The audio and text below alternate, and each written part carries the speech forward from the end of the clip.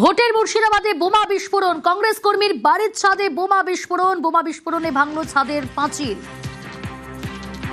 মুর্শিদাবাদে বোমা বিস্ফোরণ, কংগ্রেস কর্মীর বাড়ির ছাদে বোমা বিস্ফোরণ। আরো ডিটেল জানবো, প্রণব রয়েছে আমার সঙ্গে। প্রণব, কখন এই বিস্ফোরণের ঘটনা, কি জানা যাচ্ছে এখনো পর্যন্ত?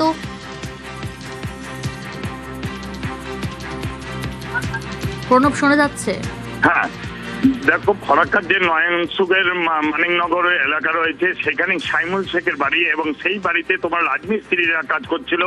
সেই সময় বাড়ির ছাদের ওপরে হঠাৎ করে দুটো বোমা রাখা ছিল এবং সেই বোমা কিন্তু ফেটে যায় এবং এলাকায় রীতিমতো ভাবে আতঙ্ক ছড়িয়ে পড়ে। ঘটনাস্থলে ফরাক্কা থানার বিশাল পুলিশ বাহিনী আসে। তারপরে কিন্তু যে সাইমুল শেখ সে কিন্তু ঘটনাস্থল থেকে পালিয়ে যায়। তার শালা এবং তার শ্বশুর দুজনকে কিন্তু তোমার আটক করে নিয়ে গিয়েছে, জিজ্ঞাসাবাদ করছে কি কারণে বোমাগুলো মজুত করে রাখা ছিল এবং তোমার তীব্রতা এতটাই বেশি ছিল। এই বিষয়ে কি জানা যাচ্ছে? জানা যাচ্ছে যে ছাদের ওপরে তোমার যে পাথরের যে চিপস ছিল কিছু, তারই মধ্যে রাখা ছিল দুটো বোমা, এবং সেই বোমা দুটোই কিন্তু তোমার বিস্ফোরণ ঘটে এবং বিস্ফোরণের তীব্রতা এতটাই বেশি ছিল যে পাঁচিলের একটা অংশ ভেঙে যায় এবং এলাকার মানুষরাও কিন্তু ছুটে আসে।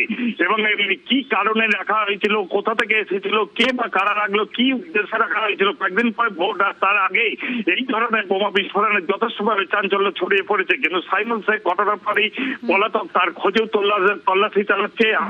তোমার পুরো বাড়িটা কিন্তু ঘিরে রেখেছে কেন্দ্রীয় বাহিনী এবং ফরাক্কা থানার পুলিশ। ওর ঘরে বোম ফুটেছে। কার ঘরে? ওই সাইমুলের ঘরে, এরকম শুনলাম। আচ্ছা, মানে ওইখানে তো আমার কাজ করে অনেক লেবার, কয়েকদিন ধরে কাজ করছে। আচ্ছা আচ্ছা। এবার যারা কাজ করছিল ওরাই বলছে নাকি মিস্ত্রির সঙ্গে ও কাজ করছিল, সাফ পরিষ্কার পরিচ্ছন্ন করছিল। সময় হিসাবে প্রত্যেকটা মানুষই করে, ও হয়তো একটা দল করছে। কোন দল? ও কংগ্রেস দল করে। নিশ্চয়ই আমরা সবাই মিলেমিশে এখানে আছি শান্তিপূর্ণভাবে।